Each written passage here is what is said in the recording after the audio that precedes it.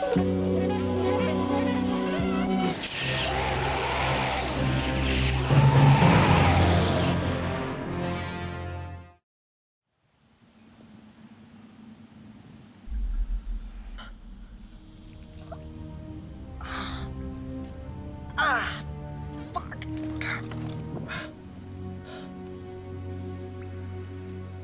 Shit.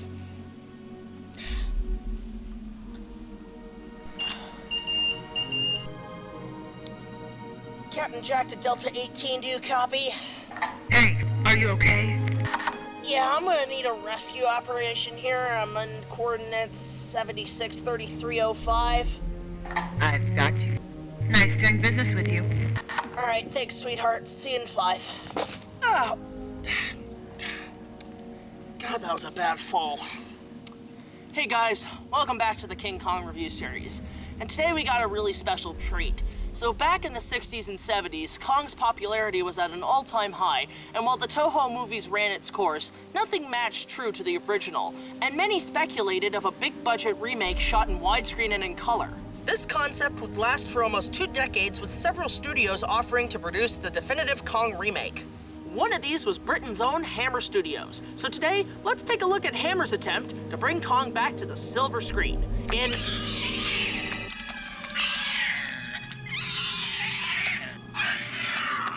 Oh, I fucking hate spiders. Shit! Knock it out!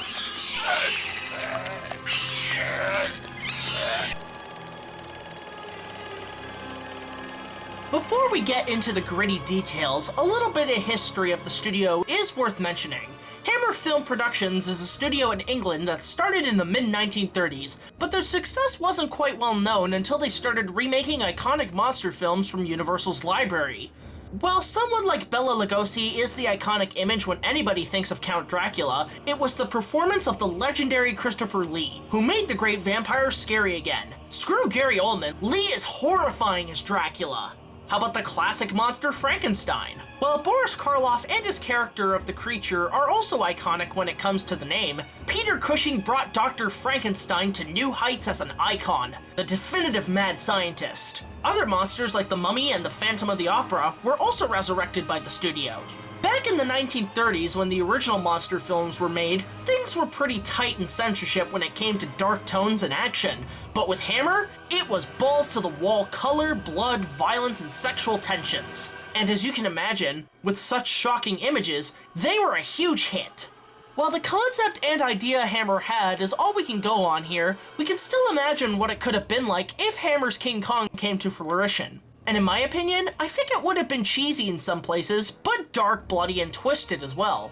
The story is questionable. Would it take place in the 1930s like the original, or would it be set in the present? In this case, the 60s.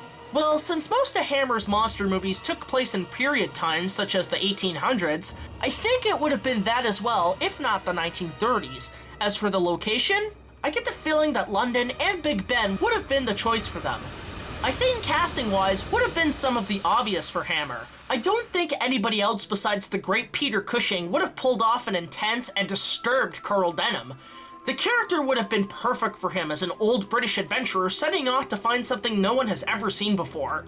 The rest of the characters in cast I think would have been played off as sort of bland, especially Jack, which given Hammer's library of male heroes, are kind of foppish young college students. Or hell, get John Richardson as the hero. The only one that would have been on par with Cushing's Denham character is of course the beauty that tames and ultimately kills the beast. And for Hammer, the role would have to be someone of not only great beauty, but to give the film its sexiness that a lot of their films are known for. And I think no other woman in Hammer's library could have pulled it off more than Veronica Carlson. Looking gorgeous in several Cushing Frankenstein films, she would have been the perfect choice to portray Kong's love of doom. The plot itself, I believe, would have stayed true to the original with some minor changes to fit the Hammer style. So for the fuck of it, here's my concept for the plot. Captain Carlson Denham, just go with it, is an adventurous sea captain of a large sailing vessel, seeking out to hunt the greatest creature alive to show to many of spectators in his home of London, England.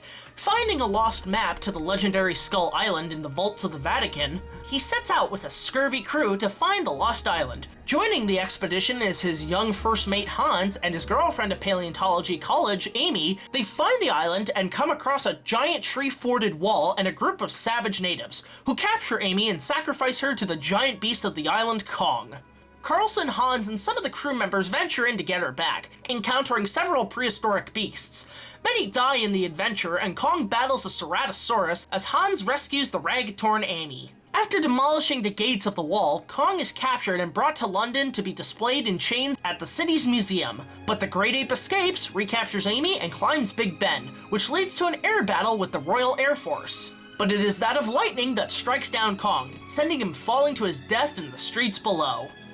Excited with the concept, they immediately went to RKO to see if the rights were available. They even managed to get a few special effects crews to work out ideas on how to bring Kong to life in a brand new way. Some have said that champion bodybuilder David Prowse, who played Frankenstein's creature in many of the Hammer films, was chosen to play Kong in a man-ape hybrid creature suit. They even wanted the team behind the British Godzilla knockoff Gorgo to create the suit and miniatures for the film. Another idea was to once again bring Kong and his fellow monsters to life using stop motion. 3 stop-motion animators that were chosen to help were the likes of David Allen, Jim Danforth, and Kong creator O'Brien's apprentice, now master of the craft, Ray Harryhausen.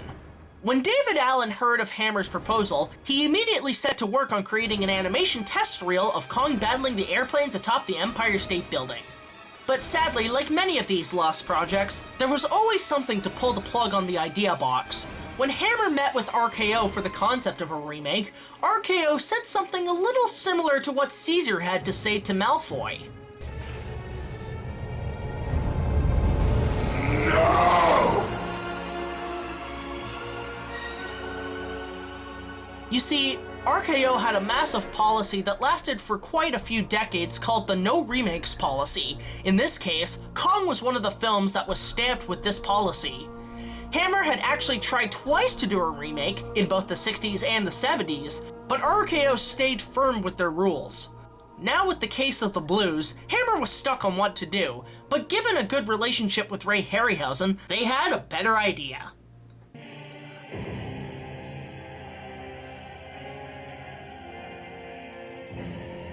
Released in 1966, 1 Million Years BC was a remake of the old 1940s B-movie of the same name, and was a massive success with Harryhausen's outstanding dinosaur effects and the iconic Raquel Welch. It definitely is a masterpiece and, in my opinion, is Harryhausen's best film. They even made a sequel called When Dinosaurs Ruled the Earth, with animation by Jim Danforth, who during that time still wanted in some regards to remake Kong himself, and we'll definitely talk about that next time.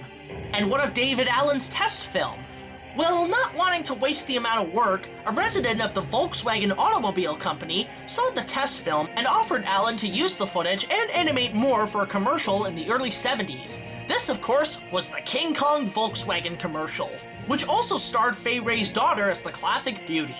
Also, as a side note, David Allen would reanimate Kong 20 years later in the 1996 Ben Burtt IMAX film, Special Effects Anything Can Happen, which is also a fantastic short, with a kick-ass documentary of what it took to make the sequence. So overall, the legacy of Hammer's attempts of a Kong remake, I think, would have been a fantastic and dark take on the legend. With its obvious casting, a possible tone of dark and bloody actions, it would have been interesting to see how it could have turned out. 8 out of 10. It was definitely well worth the try.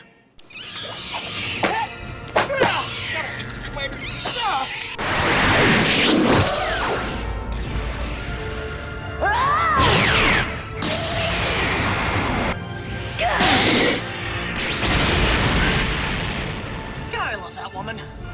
For just a man, you're doing pretty well. Let's go.